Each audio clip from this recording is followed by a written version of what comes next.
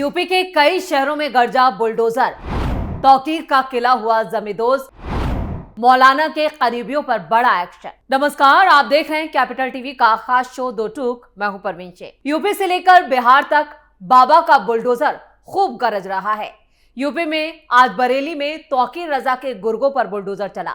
बिहार में पटना से लेकर बेगूसराय तक, छपरा से लेकर मुजफ्फरपुर तक बुलडोजर गरज रहा है। यूपी से लेकर बिहार तक अपराधी हो, दंगाई हो या फिर अतिक्रमणकारी, कोई बचने वाला नहीं है। मैसेज क्लियर है, जो भी कानून व्यवस्था को चैलेंज करेगा उसके खिलाफ एक्शन होना तय है। बरेली में 26 सितंबर को आलम मोहम्मद के समर्थन में निकाले गए जुलूस में सीएम योगी को चैलेंज करना अब मौलाना गैंग को काफी भारी पड़ रहा है। बरेली हिंसा में अब एक्शन और तेज हो चुका है। मौलाना तौकीर रजा तो जेल में तड़प ही रहा है, अब उसके मददगारों की फुल डेंटिंग पेंटिंग जारी है। इस बीच सोशल मीडिया पर सीएम योगी का एक बयान तेजी से वायरल हो रहा है, जिसमें वो माफियाओं और जितने भी दंगाई हैं उनके खिलाफ खुली चेतावनी दे रहे हैं। तो क्या कह रहे हैं सीएम योगी, पहले ये देखते हैं। माफिया को रौंद करके बुलडोजर जब चलता है और माफिया के द्वारा अर्जित संपत्ति को जब हम लोग गरीबों में बांटने का काम करते हैं तो उसकी चिढ़ इनके पार्टनर समाजवादी पार्टी की लोग बिहार के अंदर भाषण के माध्यम से, बयानों के माध्यम से निकालने का काम कर रहे हैं। लेकिन उत्तर प्रदेश का बुलडोजर थमने वाला नहीं है। बरेली हिंसा मामले में पुलिस ने 11 अलग अलग एफआईआर दर्ज कर 39 से ज्यादा लोगों को गिरफ्तार कर लिया था। पुलिस ने इस हिंसा का मास्टरमाइंड इत्तेहादुल मिल्लत काउंसिल के प्रमुख मौलाना तौकीर रजा को गिरफ्तार कर कई मामलों में निपटा दिया है। वहीं अब बरेली में हुए बवाल और पथराव मामले में पुलिस ने आईएमसी प्रमुख मौलाना तौकीर रजा समेत 38 लोगों के खिलाफ चार्जशीट कोर्ट में दाखिल कर दी। ये इस मामले में दाखिल की गई पहली चार्जशीट है। पुलिस ने मौलाना तौकीर रजा को साजिश रचने का दोषी माना है। साथ ही 26 सितंबर को जुमे की नमाज के बाद हालात बिगड़ने के लिए मौलाना को सीधे तौर पर कसूरवार माना है। मौलाना तौकीर रजा ने अपने समर्थकों के इस्लामिया कॉलेज मैदान में जुटने का आह्वान किया था। हालांकि पुलिस ने पहले इस पर पाबंदी लगा दी थी और मौलाना तौकीर रजा को नजरबंद भी कर दिया था। इसी दौरान देखते ही देखते भीड़ बेकाबू हो गई और हिंसक झड़पें शुरू हो गए। श्यामगंज चौराहे के पास पथराव हुआ, जिसमें अफरा तफरी मच गई। पुलिस वालों को निशाना बनाया गया। 11 मुकदमे दर्ज, पहले चार्जशीट दाखिल। पुलिस ने लोगों पर बेरहमी से लाठियां भी बरसाई। बल प्रयोग को लेकर पुलिस अधिकारियों ने दावा किया था ये स्थिति को संभालने के लिए किया गया पहला कदम था, क्योंकि पुलिस को ही मारने की साजिश रची गई थी, जिसके बाद पुलिस ने भी जमकर लाठियां भांजी। इसी एक दिन में शहर के 5 थानों में 11 रिपोर्ट दर्ज की गई, जिनमें से 2 मुकदमे बारादरी थाने में दर्ज हुए। श्यामगंज में हुए बवाल की रिपोर्ट श्यामगंज चौकी प्रभारी अखिलेश उपाध्याय ने दर्ज कराई थी। इसकी विवेचना बारादरी थाने के एसआई पुष्पेंद्र सिंह ने की और पूरी रिपोर्ट सीओ तृतीय के ऑफिस के जरिए कोर्ट में पेश की गई। पुलिस के मुताबिक चार्जशीट में नामजद 38 आरोपियों को जेल भेजा जा चुका है, जबकि 32 आरोपियों की तलाश अभी भी जारी है। यानी 32 ये वो आरोपी हैं जो इस हिंसा में सीधे तौर पर शामिल थे। इन पर भी आगे की कार्रवाई की जाएगी और अलग से चार्जशीट दाखिल की जाएगी।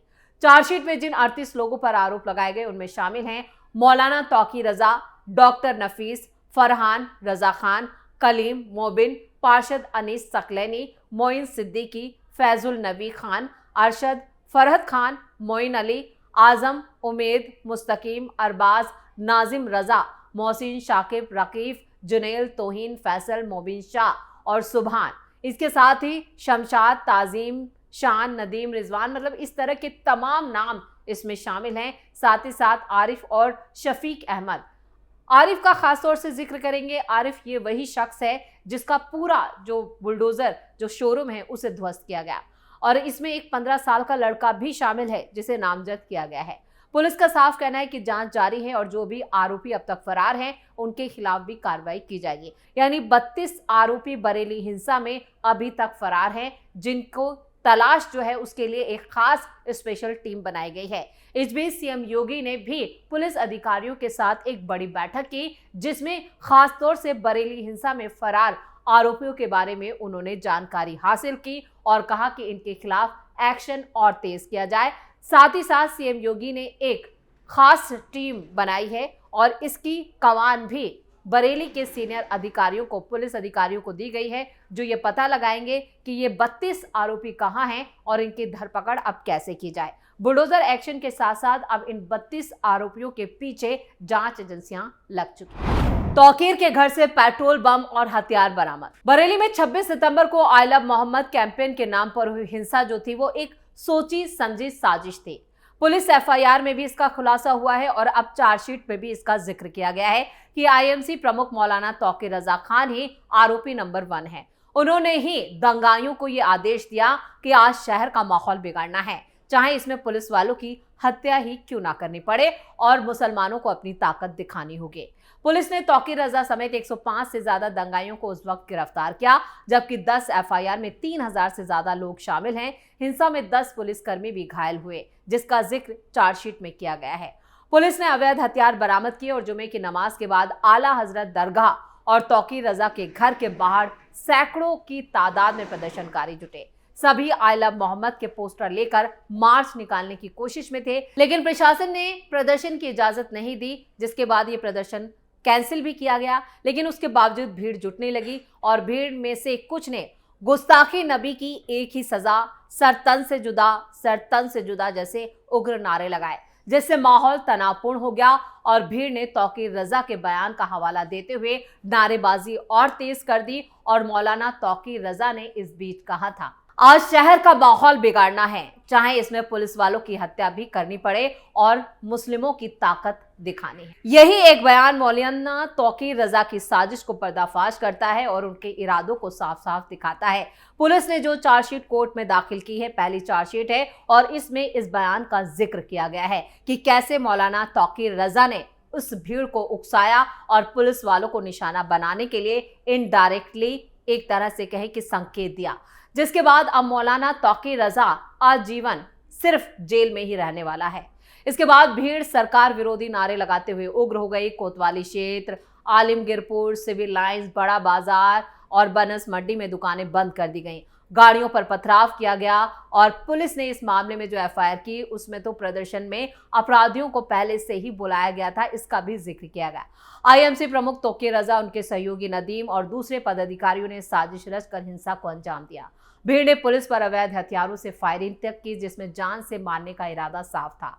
सिपाहियों के डंडे छीने गए, वर्दी के बैच नोचे गए, कांच की बोतलों में भरे पेट्रोल बम फेंके गए, जिससे कई पुलिसकर्मी झुलस गए और यही नहीं, धारदार हथियारों से भी हमला किया गया, जिसमें 10 पुलिसकर्मी गंभीर रूप से घायल हुए थे। हिंसा के बाद पुलिस ने सर्च ऑपरेशन चलाया, जिसमें पुलिस को मौके से बड़े पैमाने पर अवैध हथियार बरामद हुए, जिनका इस्तेमाल पुलिस पर हमले के लिए किया गया था। डीआईजी अजय कुमार सैनी ने इसे पूर्व नियोजित साजिश करार दिया, जो पश्चिमी यूपी में शांति भंग करने और राज्य की विकास योजनाओं को पटरी से उतारने की एक कोशिश थी। मौलाना तौकीर के घर वसूली का नोटिस चस्पा। हिंसा को लेकर 3 पार्षद, एक पूर्व पार्षद, एक ग्राम प्रधान कार्रवाई के घेरे में आया। कांग्रेस के पार्षद महसर खान, सपा पार्षद अब्दुल कयूम मुन्ना और मोहनपुर ठिरिया के प्रधान जाकिर की संपत्तियां भी सील कर दी गई थी, जिसमें से अब तक 80% संपत्तियां बुलडोजर से ध्वस्त की जा चुकी हैं।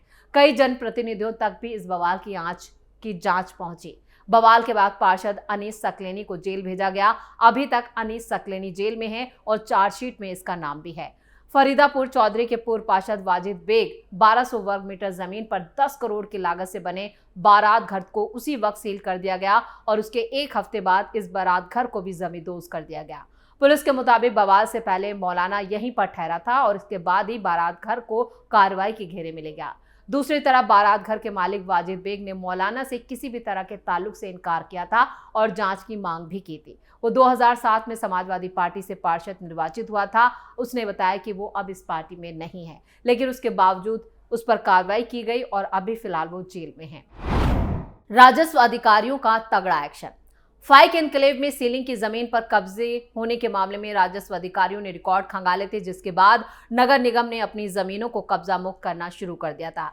चिन्हित जमीनों से अवैध कब्जे हटा दिए गए हैं और जिम्मेदार लोगों के लिए यहां पर उन पर कार्रवाई हुई और लाखों रुपए का जुर्माना भी लगा। बरेली बवाल के बाद मौलाना तौकीर के करीबियों पर नगर निगम, बीडीए और पुलिस प्रशासन के अधिकारी अब तक कार्रवाई कर रहे हैं। सीएए एनआरसी के विरोध के दौरान भड़काऊ भाषण देकर भीड़ को उकसाने वाले मौलाना तौकीर रजा की मुश्किलें अब और बढ़ गई, क्योंकि 6 साल पुराना 2019 के हिंसक प्रदर्शन के केस में भी पुलिस ने मौलाना के खिलाफ रिमांड मांगा और ये इजाजत पुलिस को दी गई। मौलाना को दीपावली से पहले ही कोर्ट में पेश करने का खतरा भी नहीं उठाया गया था। उसके बाद एक के बाद एक वीडियो कॉन्फ्रेंसिंग के जरिए कई पेशियां कोर्ट में हो चुकी हैं, लेकिन व्यक्तिगत तौर पर अभी उसे कोर्ट में पेश नहीं किया गया। अब जो पहली चार्जशीट दाखिल की गई है, उसके बाद देखना यह होगा कि कोर्ट इस पूरे मामले को लेकर क्या फैसला देता है।